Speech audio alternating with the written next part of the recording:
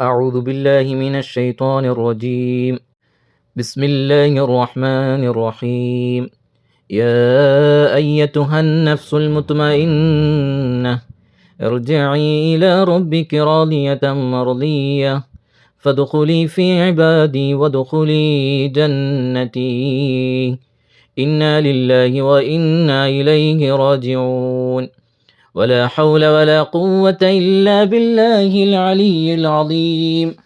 اللهم اغفر له وارحمه أبينا محمد نور الله مرقده، واعف عنه وعافيه وأكرم نزله ووسع مدخله، واعتله بالماء والثلج والبرد، ونقه من خطايا كما نقيت الثوب الأبيض من الدنس، وأبدله دارا خيرا من داره، وأهلا خيرا من أهله، وزوجا خيرا من زوجه، وأدخله الجنة وأعذه من عذاب القبر أو من عذاب النار برحمتك يا أرحم الراحمين، والحمد لله رب العالمين. إلى حضرة نبينا مصطفى محمد صلى الله عليه وسلم الفاتحة. أعوذ بالله من الشيطان الرجيم. بسم الله الرحمن الرحيم. الحمد لله رب العالمين الرحمن الرحيم مالك يوم الدين. إياك نعبد وإياك نستعين. اهدنا الصراط المستقيم صراط الذين أنعمت عليهم غير المغضوب عليهم ولا الضالين. آمين. بسم الله الرحمن الرحيم. قل هو الله أحد الله الصمد لم يلد ولم يولد ولم يكن له كفوا أحد. بسم الله الرحمن الرحيم. قل هو الله أحد الله الصمد لم يلد ولم يولد ولم يكن له كفوا أحد. بسم الله الرحمن الرحيم. قل هو الله أحد الله الصمد لم يلد ولم يولد ولم يكن له كفوا أحد. بسم الله الرحمن الرحيم. قل أعوذ برب الفلق من شر ما خلق ومن شر غاسق إذا وقب ومن شر النفاسات في العقد ومن شر حاسد إذا حسد. بسم الله الرحمن الرحيم. قل أعوذ برب الناس ملك الناس إله الناس من شر الوسواس الخناس الذي يوسوس في صدور الناس من الجنة والناس.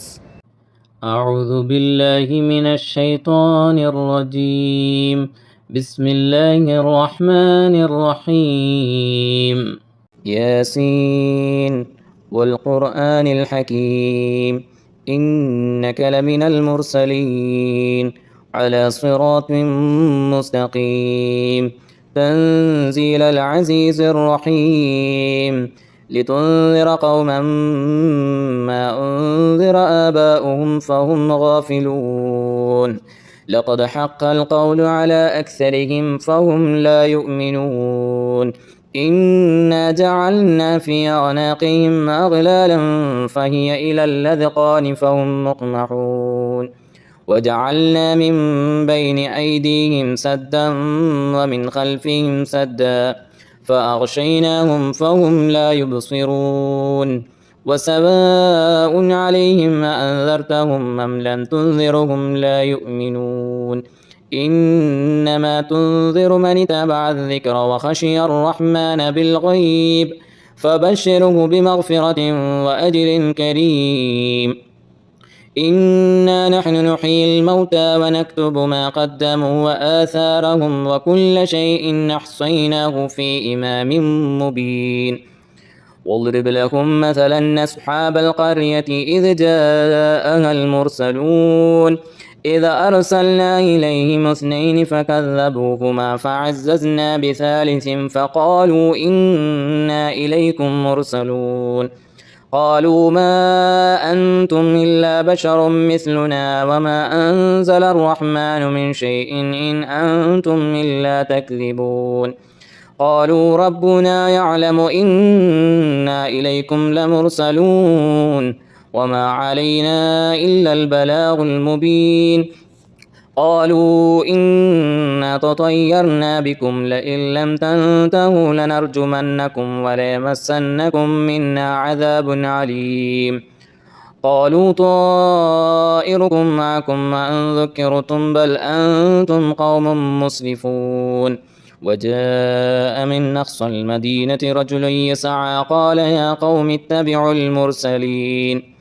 اتبعوا من لا يسألكم أجرا وهم مهتدون وما لي لا أعبد الذي فطرني وإليه ترجعون أأتخذ من دونه آلهة إن يردني الرحمن بضر لا تغني عني شفاعتهم شيئا ولا ينقذون إني إذا لفي ضلال مبين إني آمنت بربكم فاسمعون قيل ادخل الجنة قال يا ليت قومي يعلمون بما غفر لي ربي وجعلني من المكرمين وما أنزلنا على قومه من بعده من جند من السماء وما كنا منزلين إن كانت إلا صيحة واحدة فإذا هم خامدون يا حسرة على العباد ما يأتيهم من رسول إلا كانوا به يستهزئون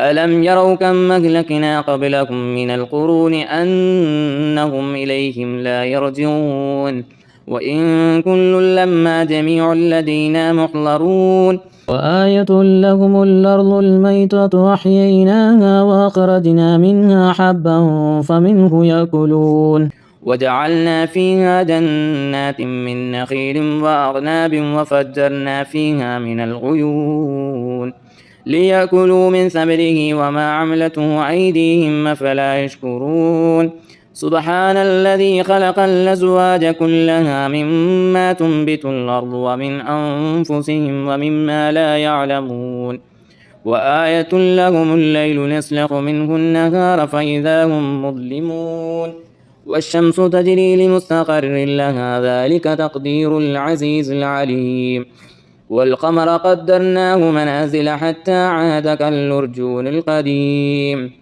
لا الشمس ينبغي لها أن تدرك القمر ولا الليل سابق النهار وكل في فلك يسبحون وآية لهم أنا حملنا ذريتهم في الفلك المشحون وخلقنا لهم من مثله ما يركبون وإن نشأ نغرقهم فلا صريخ لهم ولا هم ينقذون إلا رحمة منا ومتاعا إلى حين وإذا قيل لهم اتقوا ما بين أيديكم وما خلفكم لعلكم ترحمون وما تأتيهم من آية من آيات ربهم إلا كانوا عنها معرضين وإذا قيل لهم أنفقوا مما رزقكم الله قال الذين كفروا للذين آمنوا أنطعم لو يشاء الله أطعمه إن أنتم إلا في ضلال